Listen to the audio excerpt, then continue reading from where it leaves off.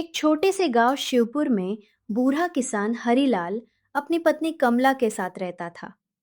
उनके तीन बेटे थे। बड़ा बेटा विजय, मंझला किशन और सबसे छोटा अमन। तीनों की शादी हो चुकी थी। बड़ी बहू सरोज और मंझली बहू रूपा लालची और कामचोर थी, जबकि सबसे छोटी बहू मीरा मासूम और भली थी, जो अपने सास ससुर की सेवा मन से कर दी थी। सुबह के समय आंगन में मीरा झाड़ू लगाकर, फिर रसोई में जाकर सबके लिए नाश्ता बनाकर टिफिन में डालकर देती है। तीनों बेटे अपने अपने काम पर निकल जाते हैं।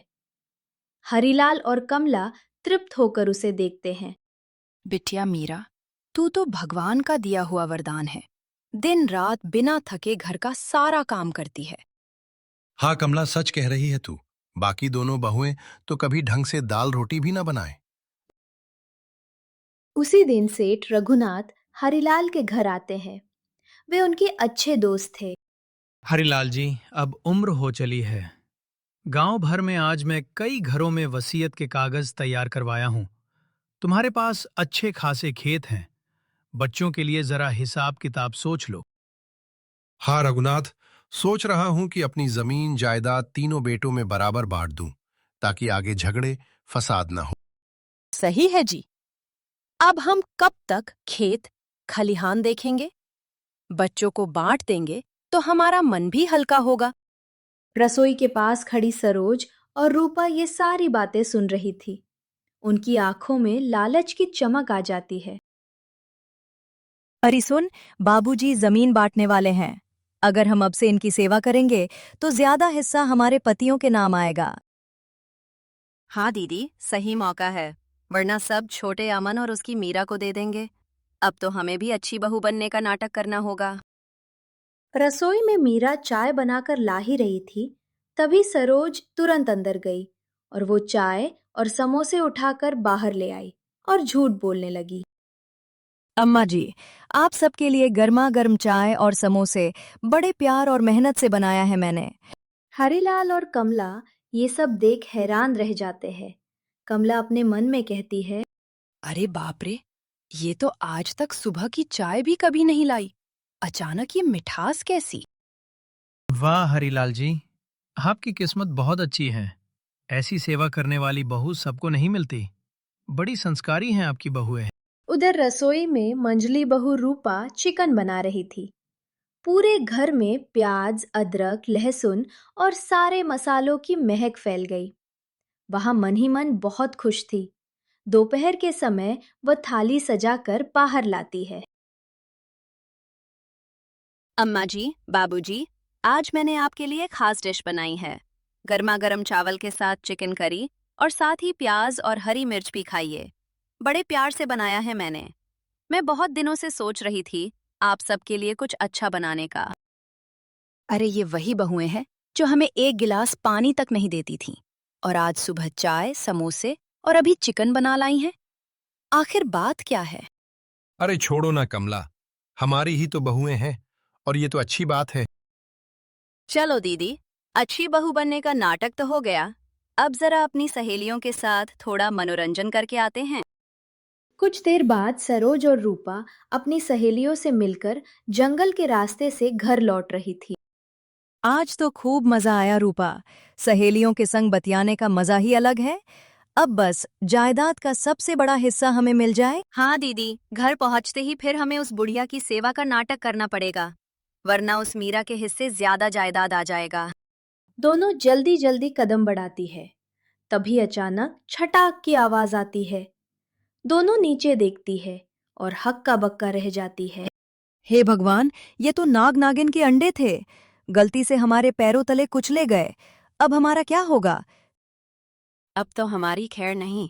सुना है नागिन बदला लिए बिना नहीं छोड़ती। चलो दीदी जल्दी भागें, वरना नाग नागिन आ जाएंगे। दोनों डर के मारे जान बचाकर जंगल से भागती है और किसी तरह घर पहुंचती है। सुन रूपा, इस बारे में किसी को भी पता नहीं चलना चाहिए। अब तू भी भूल जा कि हमसे कोई गलती हुई है। हाँ दीदी, सही कहा तुमने। हम किसी को भी इस बारे में नहीं बताएंगे, खास करके अपने अपने पतियों को, क्योंकि वो अपनी माँ के लाडले हैं। वो जाकर उस बुढ़िया को सब बता देंगे। थोड़ी देर बाद गांव की कुछ औरतें घर आती है। सब बैठकर बातें कर रही थी। कमला और उसकी तीनों बहुएं भी वहीं थी। अरे कमला, कैसी हो तुम?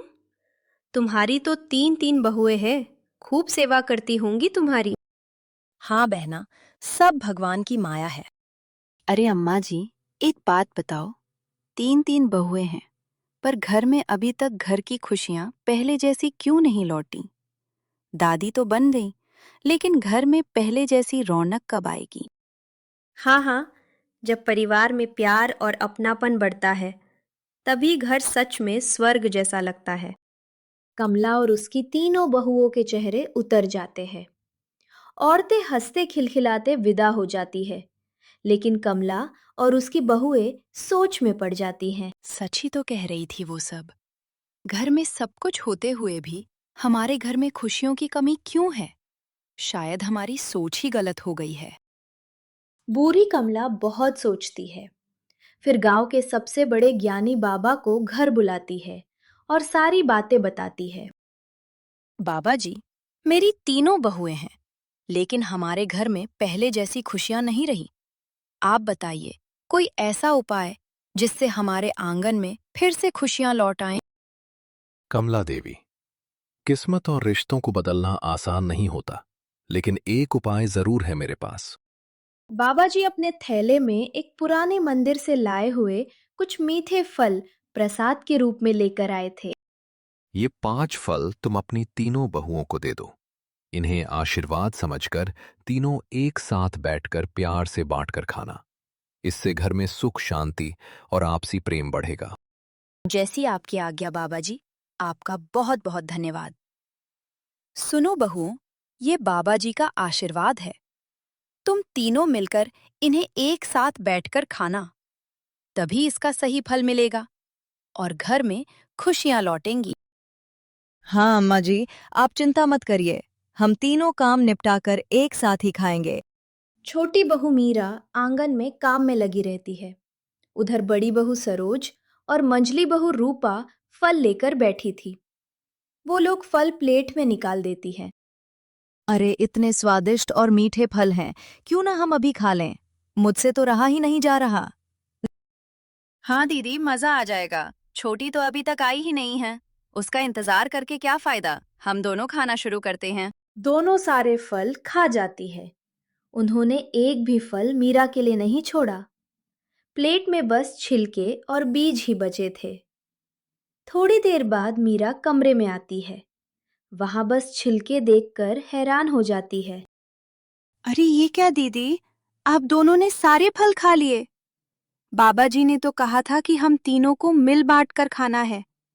आप दोनों थोड़ा रुक नहीं सकती थीं? अरे हम कब से तेरा इंतजार कर रहे थे, तू आई ही नहीं, अब आकर हमें क्या सुना रही है? इतने स्वादिष्ट फल थे, इसलिए हमने खा लिए। अब तू क्या हमारे खाने पीने पर भी नजर रखेगी? हाँ हाँ, इसमें हमारी गलती नहीं है। तुझे फल खाने का इतना ही शौक था तो पहले ही आ जाती। अगर बहुत ज्यादा मन है तो ये बचे हुए छिलके ही देख ले। छोटी बहू मीरा की आंखों में आंसू आ जाते हैं। वो चुपचाप छिलके उठाकर एक तरफ रख देती है और बिना कुछ बोले अपने काम में लग जाती है।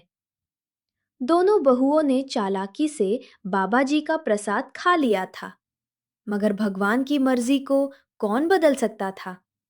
उस छोटे से प्रसाद में भी आशीर्वाद छुपा था। शाम के समय तीनों भाई घर आते हैं। तब अमन मीरा से कहता है, अरे मीरा, क्या हुआ? तुम आज कुछ उदास लग रही हो। कोई बात है तो मुझे बताओ। कुछ नहीं जी, मैं तो बस ये सोच रही थी कि रात के खाने में क्या सब्जी बनाऊं। आप सब लोग आराम से बैठिए। तभी कमला खुशी से कहती है, बेटा, आज बाबा जी की बात सच साबित हो गई। उनके आशीर्वाद से हमारे घर की सारी परेशानियां दूर होने लगी हैं। अम्मा जी, ऐसा क्या हुआ? कमला मीरा की तरफ देखकर मुस्कुराती है और कहती है, आज मुझे समझ आया कि घर में खुशियां किसी चीज से नहीं, बल्कि अच्छे विचारों और सच्चे रिश्तों से आती हैं। छोटी बहू ने बिना किसी लालच के हमेशा इस परिवार का साथ दिया। उसका अच्छा व्यवहार ही इस घर की सबसे बड़ी दौलत है। रामलाल भी खुश होकर कहते हैं, सही कहा कमला। हमने सोचा था कि जायदाद बांटने से घर में शांति आएगी, लेकिन असली शांति तो अच्छे संस्कारों से आती है। सारे घर वाले मीरा की तारीफ करने लगते हैं। मीरा हाथ जोड़कर कहती है, मैंने तो बस अपना फर्ज निभाया है। परिवार में प्यार बना रहे, इससे बड़ी खुशी मेरे लिए कुछ नहीं है। ये सुनकर सरोज और रूपा एक दूसरे की तरफ देखने लगती है। उन्हें अपनी गलतियों का एहसास होने लगता है। रात के समय दोनों अपने कमरे में बैठकर बातें करने लगती है। सरोज दुखी होकर कहती है, रूपा, हमने सोचा था कि थोड़ा दिखावा करके हम सबका प्यार जीत लेंगे, लेकिन मीरा ने बिना किसी स्वार्थ के सबके दिल में जगह बना ली। रूपा की आंखों में पछतावा आ जाता है। हाँ दीदी, हमने हमेशा अपने फायदे के बारे में सोचा। हमें लगा था कि धन दौलत से ही सम्मान मिलता है, लेकिन आज समझ आया कि अच्छे व्यवहार से ही इंसान की पहचान बनती है। तभी बाहर से कमला की आवाज आती है। वो उनकी बातें सुन चुकी थी। कमला कमरे में आती है और कहती है, बहू, अगर गलती का एहसास हो गया है तो उसे सुधारने में देर मत करो। रिश्ते लालच से नहीं, प्यार और विश्वास से मजबूत होते हैं। सरोज और रूपा की आंखों में आंसू आ जाते हैं। अम्मा जी, हमें माफ कर दीजिए। हमने मीरा को देखकर भी उससे कुछ नहीं सीखा। अब हम सच में बदलना चाहते हैं। कमला मुस्कुराकर कहती है, गलती हर इंसान से होती है बेटियों, लेकिन अपनी गलती सुधार लेना ही सबसे बड़ी अच्छाई है। अगली सुबह सरोज और रूपा जल्दी उठती है।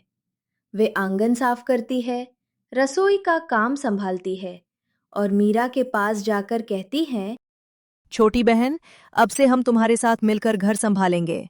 हमें भी तुमसे अच्छे संस्कार सीखने हैं। मीरा मुस्कुराकर कहती है, दीदी, परिवार में कोई बड़ा या छोटा नहीं होता। जब सब साथ रहते हैं, तभी घर खुशहाल बनता है। उस दिन के बाद रामलाल का घर सच में प्यार और अपनापन से भर गया। कुछ समय बाद कमला ने कहा, सरोज और रूपा, घर के सारे काम तुम दोनों मिलकर करोगी। छोटी बहू ने हमेशा सबका ध्यान रखा है, अब हम सबको मिलकर उसका ध्यान रखना होगा। इस बार सरोज और रूपा के चेहरे पर जलन नहीं, बल्कि प्यार और सम्मान था। दोनों ने समझ लिया था कि घर की असली दौलत जमीन जायदाद नहीं, बल्कि परिवार का प्यार होता है।